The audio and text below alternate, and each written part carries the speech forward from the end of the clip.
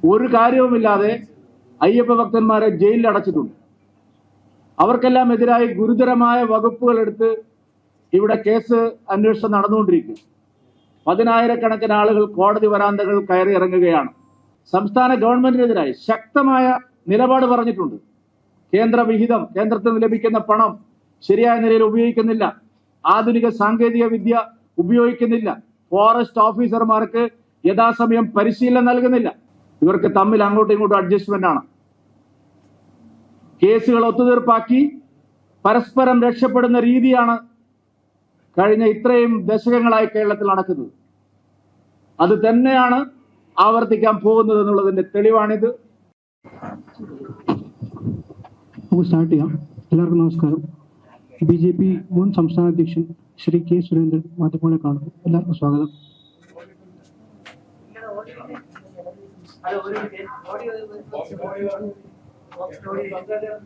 Hello hello റെഡിയാണോ?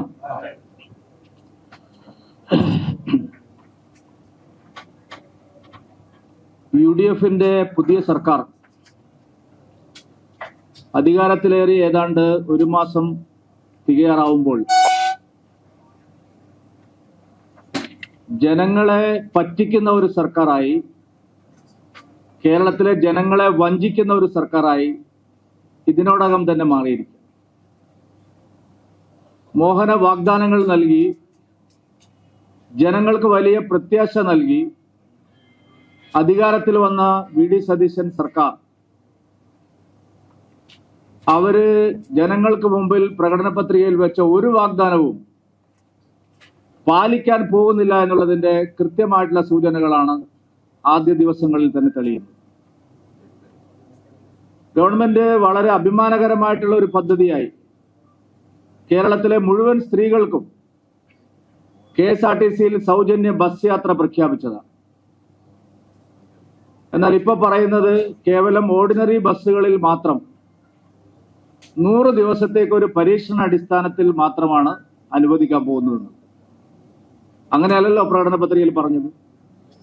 പ്രകടന പത്രികയിൽ പറഞ്ഞത് സർക്കാർ അധികാരത്തിൽ വന്നാൽ ഒരാഴ്ചക്കകം കേരളത്തിലെ എല്ലാ സ്ത്രീകൾക്കും KSRTCയിൽ സൗജന്യമായ ബസ് യാത്ര അനുവദിക്കുമെന്നുള്ളതായിരുന്നു. ആ വാഗ്ദാനം പാലിക്കുന്നതിൽ സർക്കാരിന് യാതൊരു താല്പര്യവുമില്ല എന്നുള്ളതിന്റെ തെളിവാണ് ഇപ്പോഴത്തെ ഈ മലക്കം മറിച്ച്. ഗതാഗത മന്ത്രി പറയുന്നത് ഒരു കാര്യം, മുഖ്യമന്ത്രി അവകാശപ്പെടുന്നത് മറ്റൊരു കാര്യം. ഗതാഗത മന്ത്രിക്ക് ആദ്യം മുതലേ തന്നെ ഇത് നടപ്പാക്കാൻ സാധിക്കാത്ത ഒരു പദ്ധതിയാണ് എന്നുള്ള കാര്യത്തിൽ തർക്കം ഉണ്ടായിരുന്നില്ല. അതാണിപ്പോ പരീക്ഷണാടിസ്ഥാനം, 100 ദിവസത്തെ പഠനം, അതും ഓർഡിനറി ബസ്സുകളിൽ മാത്രം എന്നൊക്കെയുള്ള പുതിയ നിലപാടുമായി സർക്കാർ മുന്നോട്ട് വരാൻ കാരണം. എല്ലാ വിഷയങ്ങളിലും സർക്കാർ ഇതുപോലുള്ള നിലപാടാണ് സ്വീകരിക്കുന്നത്. സർക്കാരിനെ അധികാരത്തിൽ കൊണ്ടുവരാൻ ഏറ്റവും കൂടുതൽ സഹായിച്ച ഒരു വിഷയമായിരുന്നു ശബരിമലയിലെ സ്വർണ്ണക്കൊള്ള. ശബരിമലയിലെ സ്വർണ്ണക്കൊള്ളയെക്കുറിച്ച്, ആ കേസിന്റെ അന്വേഷണത്തെ സംബന്ധിച്ച് ഒരു കാര്യവും ഇപ്പോൾ സർക്കാർ പറയുന്നില്ല.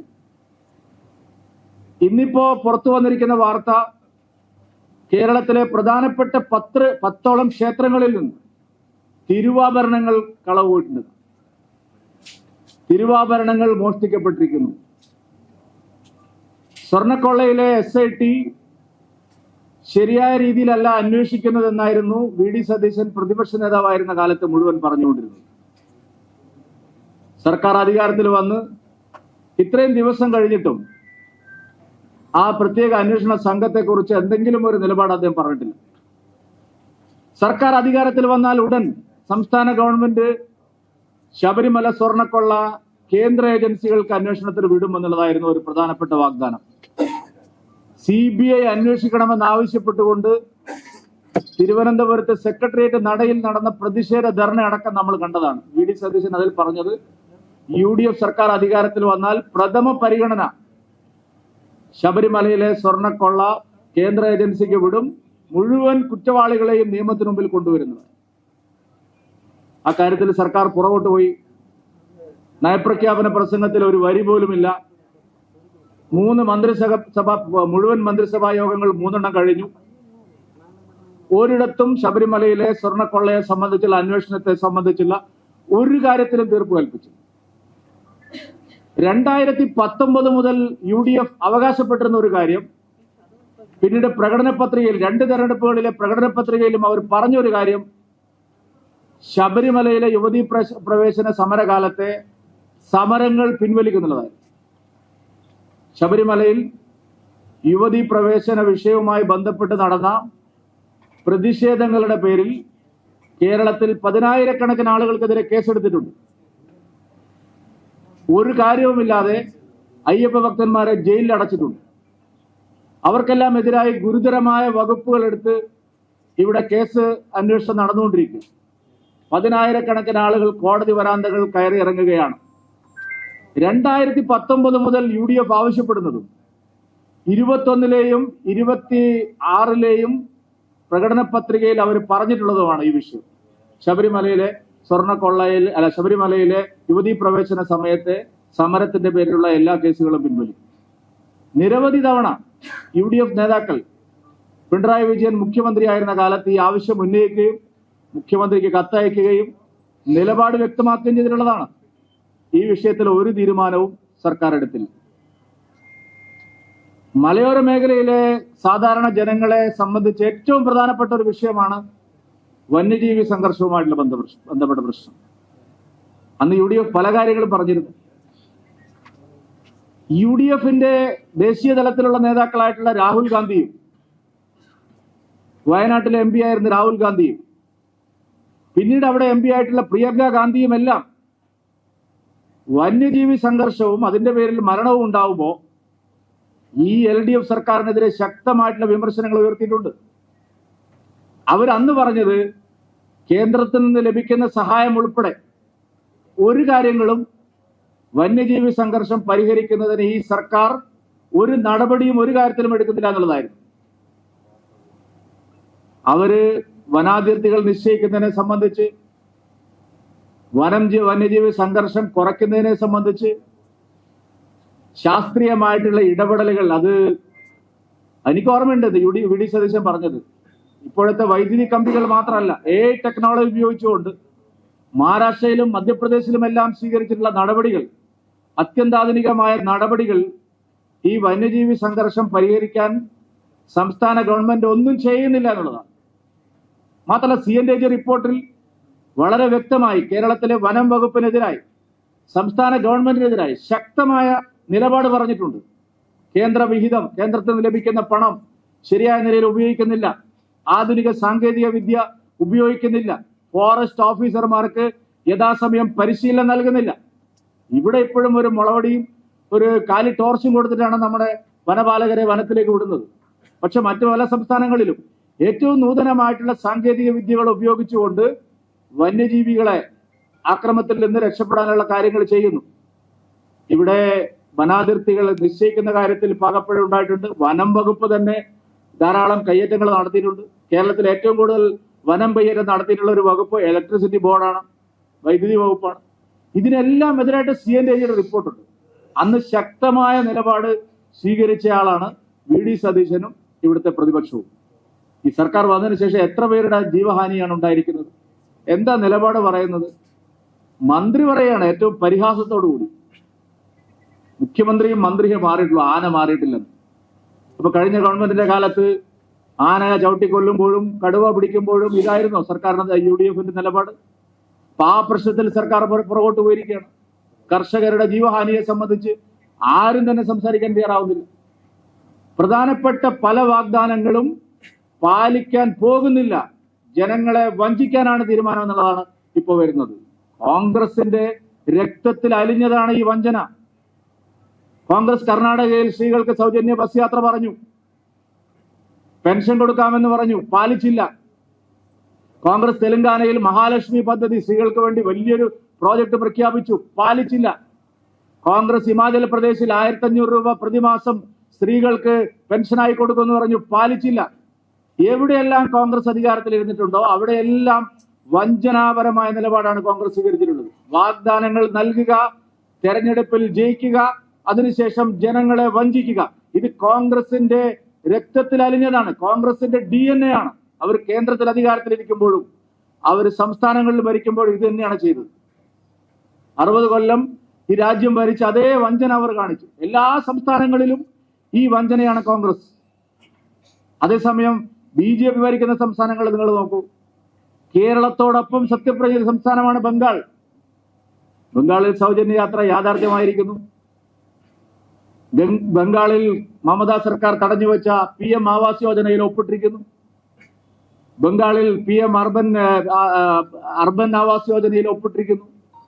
ബംഗാളിൽ പെൻഷൻ കൊടുക്കാൻ തുടങ്ങിയിരിക്കുന്നു. എല്ലാം അവരുടെ അക്കൗണ്ടിൽ വരാൻ തുടങ്ങി. നിങ്ങൾ പരിശോധിക്കൂ.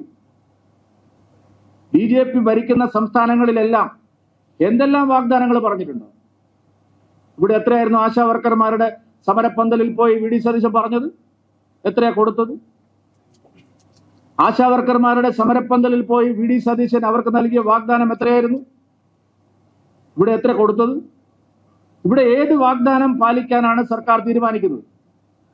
ഒരു വാഗ്ദാനവും പാലിക്കാൻ സർക്കാർ തയ്യാറില്ല. ജനങ്ങളെ കബളിപ്പിക്കാനാണ് ഉദ്ദേശിക്കുന്നത് എന്നുള്ളതിന്റെ കൃത്യമായ സൂചനകളാണ് ആദ്യ മാസത്തിൽ പുറത്തു വരുന്നത്. ഇതിനെതിരായിട്ട് പ്രതിപക്ഷം ഒരക്ഷരം ഇട്ടുന്നില്ല.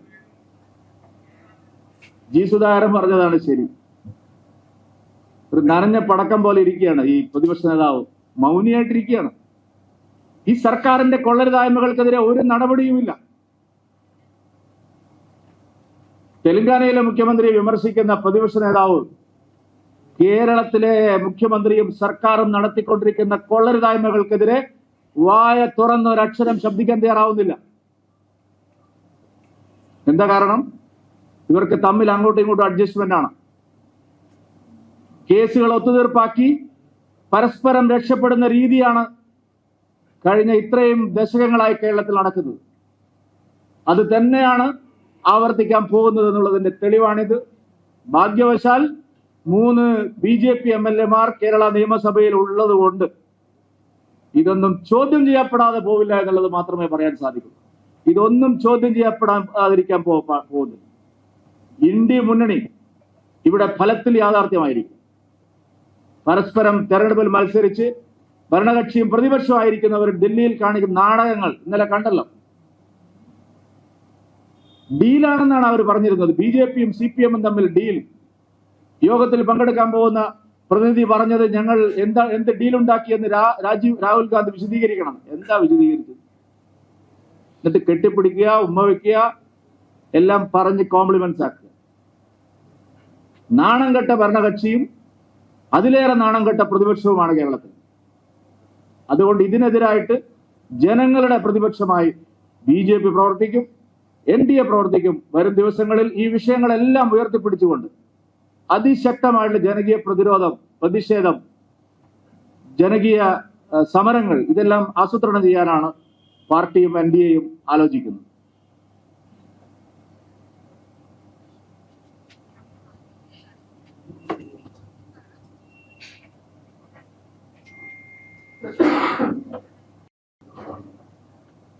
PM ശ്രീ പദ്ധതി കേരളത്തിലെ വിദ്യാർത്ഥികൾക്ക് ഏറ്റവും അനുയോജ്യമായിട്ടുള്ള ഒരു സമഗ്രമായിട്ടുള്ള പരിഷ്കരണമാണെന്ന് ഞങ്ങൾ നേരത്തെ പറഞ്ഞതാണ്.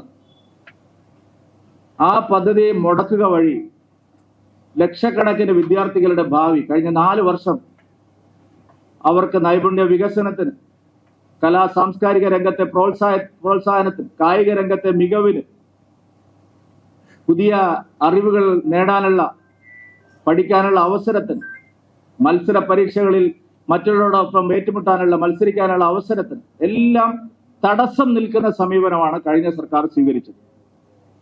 കഴിഞ്ഞ സർക്കാർ അത് സ്വീകരിക്കാനുള്ള ഒരു പ്രധാനപ്പെട്ട കാരണം UDF-നകത്തുള്ള മുസ്ലിം ലീഗിലെയും അതുപോലെ ജമാഅത്തെ ഇസ്ലാമിയുടെയും അടക്കം സമ്മർദ്ദമായിരുന്നു.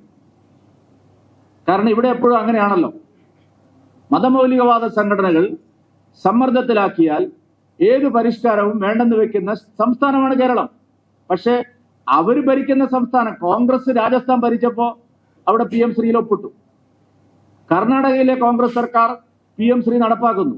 പക്ഷെ കേരളത്തിൽ LDF ഗവൺമെന്റിന്റെ കാലത്ത് അതിനെതിരായ ശക്തമായ നിലപാടെടുത്തു. LDF ഗവൺമെന്റ് അവിടെ പോയി ആരും അറിയാതെ ശിവൻകുട്ടി തലയിൽ മുണ്ടിട്ട് അവിടെ പോയി ഒപ്പിട്ടു. പ്രശ്നം ഇവിടെ വലിയ വാർത്തയായപ്പോൾ കുറച്ചു കാലത്തേക്ക് മാറ്റിവെച്ചു. ഞങ്ങൾ അന്നേ പറഞ്ഞു PM ശ്രീ നടപ്പാക്കുന്നതിൽ കാലതാമസമുണ്ടാക്കിയതിന് LDF-ഉം UDF-ഉം വിദ്യാർത്ഥി സമൂഹത്തോടും രക്ഷിതാക്കളോടും മാപ്പ് പറയേണ്ടതാണ്. ഇനി ഒരു കാര്യം ഞാൻ പറയാം, ഇപ്പോഴത്തെ വിദ്യാഭ്യാസ മന്ത്രി മുസ്ലിം ലീഗിന്റെ വിദ്യാഭ്യാസ മന്ത്രിക്ക് തന്നെ PM ശ്രീ നടപ്പാക്കേണ്ടി വരും. ഞാനൊരു അഡ്വാൻസ് ആശംസ നമ്മുടെ വിദ്യാഭ്യാസ മന്ത്രി ശംസുദ്ദീന് നൽകുകയാണ്. എന്തിനായി ഈ ഇരട്ടത്താപ്പ് കാണിക്കുന്നത്? സത്യം എന്താ പറഞ്ഞൂടെ? PM ശ്രീയിൽ എന്താ കുഴപ്പം? ഇപ്പൊ ഒരു സമിതിയെ വെച്ചിരിക്കാൻ. ഇതൊക്കെ വെറും അടവ് നയങ്ങളാണ്, മുടന്തൻ ന്യായങ്ങളാണ്. മുസ്ലിം ലീഗും ജമാഅത്തെ ഇസ്ലാമിയും CPI-യും അടക്കമുള്ള പാർട്ടികൾ ചേർന്ന് ബഹളം വെച്ചപ്പോൾ കേരളത്തിലെ മുഖ്യധാര പാർട്ടികളെല്ലാം അതിൽ മുങ്ങിപ്പോയി. സത്യം, കേരളത്തിലെ 700ഓളം സ്കൂളുകൾക്ക് ആദ്യഘട്ടത്തിൽ ഒരുപാട് അവസരങ്ങളാണ് നഷ്ടമായത്. വിദ്യാഭ്യാസ മേഖലയിൽ സ്കൂളുകളുടെ നവീകരണത്തിന്, പുതിയ പുതിയ സാങ്കേതിക വിദ്യകൾ അവർക്ക് പഠിക്കാൻ, ഇൻഫ്രാസ്ട്രക്ചർ ഡെവലപ്മെന്റിനെല്ലാം ഓരോ സ്കൂളിനും അധികമായി 1 കോടി രൂപയാണ് കേന്ദ്ര സർക്കാർ ഈ ഇനത്തിൽ മാത്രം നൽകുന്നത്. മറ്റടിസ്ഥാന സൗകര്യ വികസനത്തോടൊപ്പം അതിന്റെ തുടർ ചെലവുകളൊക്കെ ആയിട്ട് ഏത് സ്കൂളിനും മെച്ചപ്പെടാൻ കഴിയുന്ന ഒരു സാഹചര്യം കളഞ്ഞു കുളിച്ചതിന് ഈ വിനാശകരമായ രാഷ്ട്രീയം കളിച്ച ദേശവിരുദ്ധ നിലപാടുള്ള ഈ പാർട്ടികൾക്കെതിരായി അവർ ജനങ്ങളോട് മാപ്പ് പറയണം എന്നുള്ളതാണ് ഞങ്ങളുടെ നിലപാട്.